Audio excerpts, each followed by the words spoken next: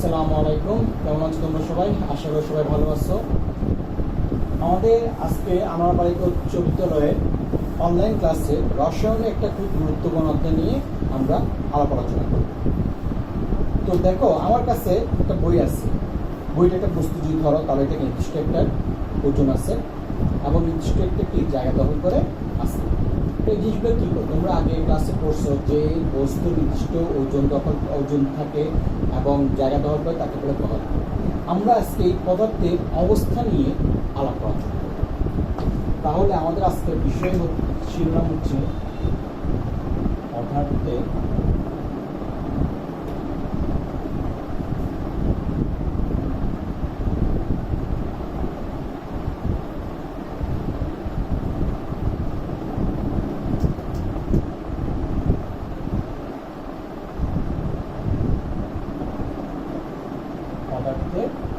অবস্থা। এখন এই পদার্থের অবস্থা কয়টি? এই পদার্থের অবস্থা হচ্ছে তিনটি। কি কি? কঠিন, তরল,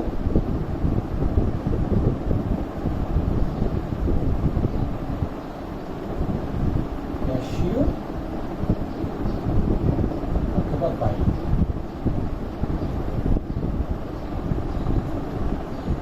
এখন এই তিনটে জিনিসকে আমাদের কিছু পার্থক্য দিয়ে বোঝা যায় কোনটা কি। একটা হচ্ছে যে আকার, আকৃতি। যেহেতু তিনটাই আমাদের পদার্থ, সেই জন্য এটা অবশ্যই কি জায়গা দখল করবে এবং এটাকে অবশ্যই বড় থাকবে। এখন কথা হচ্ছে যে এই আকার এবং আকৃতি এই দুইটার উপর বিষয় ডিপেন্ড করেই আমাদের কঠিন, তরল এবং গ্যাসীয় বা বায়বীয় অবস্থাটা সংজ্ঞায়িত করা হয়। সেটা কি? আকার। যেমন এটা একটা কি, চারটা বাহু আছে, আয়তাকার। এটারও চারটা বাহু আছে, আবার উচ্চতা আছে। এটাও একটা কি, অনেকটা আয়তাকার, কিন্তু এটা আবার কি গোল। তাহলে এটা কি আকার আছে এবং আকৃতি আছে। আকৃতি বলতে হচ্ছে কি, এটা হচ্ছে চৌকানা বা চতুর্ভাগ, এটাও চতুর্ভাগ, কিন্তু এটা আবার কি সিলিন্ডার বা বেলুন আকার। ঠিক আছে, তাহলে এটা আকারও থাকবে, আকৃতি থাকবে। যে সকল পদার্থে সেটাই হচ্ছে আমাদের কঠিন অবস্থা। তরল অবস্থা হচ্ছে যে তোমার আকার থাকবে কিন্তু আকৃতি থাকবে। আকার বলতে তোমার যে হয়তো সেটার রং সবুজ হতে পারে, হলুদ হতে পারে, নীল হতে পারে, কিন্তু তোমার আকৃতিটা থাকবে তার পাত্র, যে পাত্রে রাখবে সে পাত্রের উপর। অর্থাৎ তুমি যদি বোতলে রাখো তাহলে বোতল যে আকার, যে রঙের, যে আকার, যে ডিজাইনে থাকবে, যে শেপে থাকবে, সেটার আকৃতি সে ধারণ করবে। ঠিক একই রকম তুমি যদি একটা তরল পদার্থ অর্থাৎ পানিটাকে তুমি যদি গ্লাসে রাখো, জগে রাখো, বিভিন্ন আকৃতি ধারণ করবে তুমি যেভাবে যে পাত্রে রাখবে। তাহলে আমরা বুঝলাম কি আকার আছে কিন্তু আকৃতি নাই, সেটা হচ্ছে আমাদের তরল। গ্যাসীয় বা বায়বীয় অবস্থাটা হচ্ছে যে আকার এবং আকৃতি দুটো একটাও থাকবে না। অর্থাৎ তুমি যে পাত্রে রাখবে তার আকার ধারণ করবে, তার আকৃতি ধারণ করবে। ঠিক আছে, তাহলে আমরা এখানে পাইলাম কঠিন, তরল এবং গ্যাসীয় বা বায়বীয় অবস্থা। এখন এই তিনটে দিয়ে আমরা একটা সংজ্ঞা দিয়ে আমরা আসলে তিনটা বুঝতে পারি। যেমন পানিতে আসো, পানি কি? যখন বরফ থাকে একই জিনিস তখন সেটা হচ্ছে কঠিন, আবার যখন তরল হয় সেটা হচ্ছে পানি, আবার এটা যখন বাষ্প বা জলীয় বাষ্প হয়ে যায় তখন সেটা হচ্ছে গ্যাসীয় বা বায়ু। জলীয় বাষ্প তোমরা বুঝবা যখন রান্না করা হয় তোমাদের বাসায়, তখন দেখবে যে গরম পানি যখন উত্তোলন শুরু করে তখন একটা মনে হচ্ছে যে একটা ধোঁয়া বেরোচ্ছে। এই ধোঁয়াটা আসলে কিন্তু জলীয় বাষ্পের ধোঁয়া। ঠিক আছে, তাহলে আমাদের বরফ হচ্ছে কঠিন, এটা নির্দিষ্ট আকার আছে, আকৃতিও আছে। ঠিক আছে, পানি নির্দিষ্ট আকার আছে কিন্তু আকৃতি নাই, তুমি যে পাত্রে রাখবে সে প্রাকৃতিক আকৃতি ধারণ করবে। জলীয় বাষ্প, এখানে তোমার কোনো আকারও নাই, আকৃতি। আশা করি সবাই বুঝতে পারছো।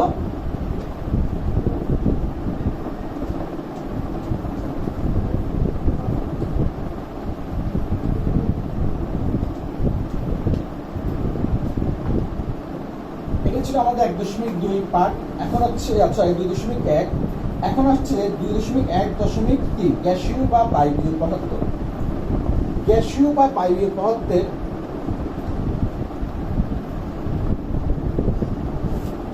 আমরা আগে বলছি যেটা কি নির্দিষ্ট আকারও নাই, নির্দিষ্ট আকৃতিও নাই, কিছুই নেই, ঠিক আছে। যে পাত্রে তুমি রাখবে সেই পাত্রের পুরোটা অংশ থাকবে।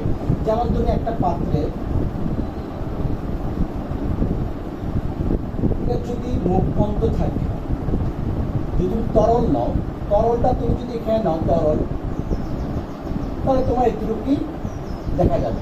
কিন্তু এই জিনিসটা যখন তোমার বাষ্প হয়ে যাবে অথবা গ্যাসীয় হবে, তখন এটা পুরাটা অংশ জুড়েই এটা থাকবে, ঠিক আছে। এখানে পার্থক্যটা আমাদের।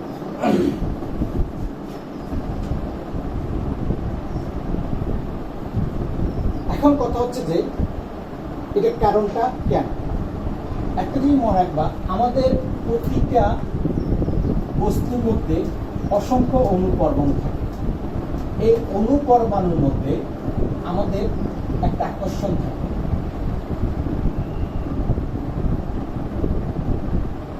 এই আকর্ষণটার জন্য আমাদের কঠিন, তরল এবং বায়বীয় অবস্থাটা হয়। কঠিন পদার্থে আকর্ষণটা খুব বেশি থাকার কারণে সবগুলো একসাথে থাকে, যার কারণে সেটা ভাঙতে আমাদের কষ্ট হয় বা বেশি তাপ দিতে হয়। ঠিক একই রকম তরলের ক্ষেত্রে একটু দূরে থাকে, বাষ্পীয় ক্ষেত্রে আমি বুঝে একটু বড় হয়েছে, এটা আসলে আরো অনেক ইয়েতে হবে। বাষ্পীয় ক্ষেত্রে আরো অনেক, অর্থাৎ আকর্ষণটা অনেক কম, যার কারণে এটা পুরোটা অংশ জুড়ে থাকে। এবং সাধারণত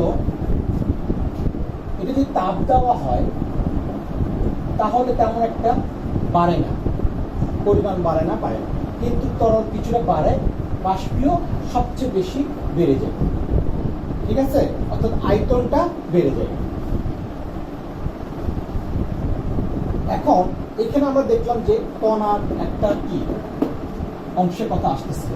এরপরে যে আলোচনা সেটা হচ্ছে যে কণার গতিতত্ত্ব। তো কণার গতিতত্ত্বটা কি? দেখো এখানে আমি আগে বলছি একটা আকর্ষণ থাকে কিসের মধ্যে, ওই বস্তুটার মধ্যে অণু-পরমাণু। এইটাকে বলে আন্ত আকর্ষণ শক্তি। এই আন্ত আকর্ষণ শক্তি প্লাস হচ্ছে যে কণাগুলোর গতিশক্তি। গতিশক্তির উপর ডিপেন্ড করে আবার পদার্থের, যেটা আমি আগে বলছিলাম যে আকর্ষণ, সে আকর্ষণটাই অর্থাৎ আন্ত আকর্ষণ শক্তি এবং এটা গতিশক্তি। গতিশক্তি বলতে হচ্ছে প্রতিটা বস্তুর মধ্যে তার কণাগুলো নিচে থেকেই কাঁপতে থাকে, অর্থাৎ এটা এখানে কাঁপতে থাকে, এটা এখানে কাঁপতে থাকে, অর্থাৎ ছোটার জন্য চেষ্টা করে, কিন্তু আকর্ষণের জন্য সে ছুটতে পারে না। তো এই আকর্ষণ, আন্তঃআকর্ষণ শক্তি এবং গতিশক্তি যদি বেশি থাকে তাহলে সেটা হচ্ছে কঠিন, একটু কম থাকলে সেটা হচ্ছে তরল, এবং যদি একদম নাই থাকে তাহলে সেটা হচ্ছে গ্যাসীয় বা বাষ্প। এখানে দেখো তোমাদের বলা হচ্ছে আন্তঃকণা আকর্ষণ শক্তি এবং কণাগুলো গতিশক্তি দিয়ে পদার্থের কঠিন, তরল ও গ্যাসীয় অবস্থা ব্যাখ্যা করার তত্ত্বটি কণার গতিতত্ত্ব বলা হয়। অর্থাৎ তত্ত্ব, গতি নিয়ে তত্ত্ব, কারণ এটাও একটা গতি থেকে, এটাও একটা গতি থেকে, এই গতি নিয়ে আমাদের যেহেতু সংজ্ঞাটা বা তত্ত্ব, সেটা জন্য এখানে গতিতত্ত্বটা বলা হচ্ছে। এখন কঠিন পদার্থ আমি আগেও বলছি যে কঠিন পদার্থে কাছাকাছি থাকে, যার কথা আকর্ষণ শক্তি বেশি থাকে এবং গতিশক্তিও বেশি থাকে। তরল একটু দূরে থাকে, বাষ্পতে আরেকটু দূরে থাকে। এবং একই সাথে আন্তঃআকর্ষণ শক্তি, আমাদের যখন এই কঠিন থেকে আমরা তরল থেকে যখন এটা আনবো, তখন আমাদের আন্তঃআকর্ষণ শক্তি এবং গতিশক্তিটা আমাদের ভাঙতে হবে। অর্থাৎ আন্তঃআকর্ষণ শক্তি যদি আমরা কমাইতে পারি বা বাড়াতে পারি, কমাতে পারি যদি একটা থেকে আরেকটা, তাহলে সেটা কি দূরত্ব সৃষ্টি হয়ে যাবে, দূরত্ব সৃষ্টি হয়ে সেটা তরলে পরিণত হবে। ঠিক একই রকম এটা গতিশক্তি যদি আমরা বাড়াতে পারি তাহলে কঠিন থেকে আমার চলে আসবে তরল, এবং যদি আমরা তাপ প্রয়োগ করি বা চাপ প্রয়োগ করি, দুটি যদি প্রয়োগ করি, তাহলে দেখা যাচ্ছে সেই তরলটাই আমাদের আবার চলে আসতেছে গ্যাসীয় বা বাষ্পীয়।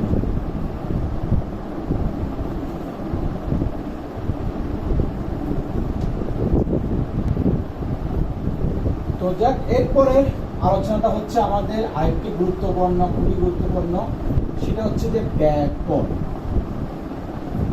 ব্যাকরণটা হচ্ছে আমরা অনেক সময় রাস্তায় হাঁটার সময় দেখা যায় যে দুর্গন্ধ বা গন্ধ লাগে। আবার দেখা যায় অনেকে স্যান্ড মারে বা তোমরা অনেকে পারফিউম ইউজ করো, পারফিউম একটা গন্ধ আছে, তো সেই গন্ধটা হচ্ছে কি, বা খাবার মাঝে মাঝে কোনো একটু গন্ধ থাকে। তো আর বর্তমান করোনা পরিস্থিতিতে অনেকে দেখবো যে যাদের করোনা হচ্ছে তাহলে দেখবো তাদের যে গন্ধ নেই, গন্ধ না পাওয়ার কারণে তাদের খাবার একটা বিস্বাদ লাগে। তো গন্ধটা আমাদের এখানে আসলে হচ্ছে কি, এটা ব্যাকরণের একটা ব্যাপার। তো ব্যাকরণটা হচ্ছে কি, কঠিন তরল বায়ু যে অবস্থায় থাকুক সেটা একটা হচ্ছে যে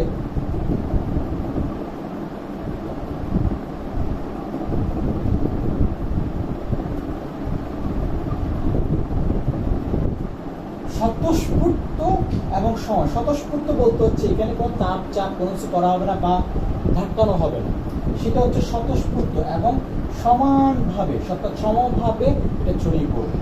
যেমন তোমরা যারা পারফিউম ইউজ করতেছো বা কোনো একটা কোনায়, আমি যদি এখানে যদি একটা ঘরের একটা কোনায় যদি আমি পারফিউমটা ইউজ করি, তাও দেখা যায় পুরো রুমটাই আমার কি গন্ধে ভরে যাচ্ছে, ঠিক আছে। সেটা হচ্ছে তার তীব্রতার উপর ডিপেন্ড করে, তার ব্যাপনের হার কতটুকু বেশি বা কম সেটার উপর ডিপেন্ড করে। এখন দেখো, যে পদার্থ ছড়াতে কম সময় সেটি হচ্ছে ব্যাপন হার বেশি। তার মানে হচ্ছে কি, খুব কম সময় সেটা কি খুব দ্রুত রুমের মধ্যে সেটা ভরে যাবে।